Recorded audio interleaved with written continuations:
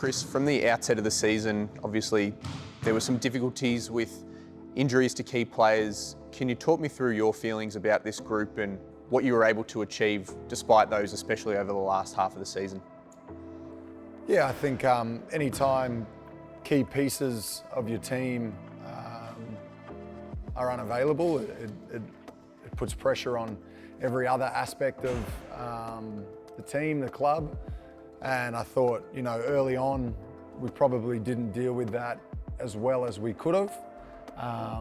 Once we started to find out who we are and people became, more accustomed with the Melbourne United style of play and what was expected, I thought we really started to turn the season around and got to a stage where we had to win a lot of games, but we were a chance to make that play in and give it a real shake. So I think from the start of the season to the back end, we were a completely different team, and the back end was definitely more the team that we want to see on more occasions. It's just disappointing that it ended the way it did. And in professional sports, injuries are a part of it, so it's about how you deal with that.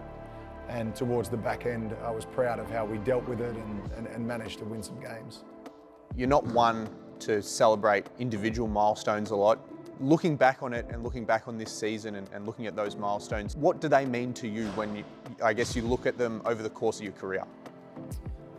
I guess made 1,000 three-pointers, which was cool. I think I said it at the time, it's probably not something that too worried about right now.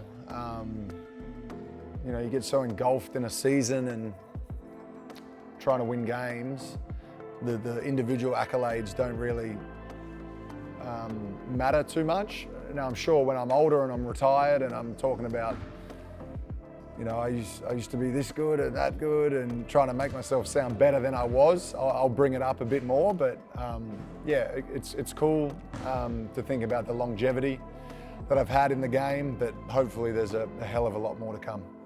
Obviously locked in for next season and the season beyond that at Melbourne United. I guess with the season having ended the way it did, can you speak about the motivation that's going to be fueling you this off-season and heading into the start of NBL24?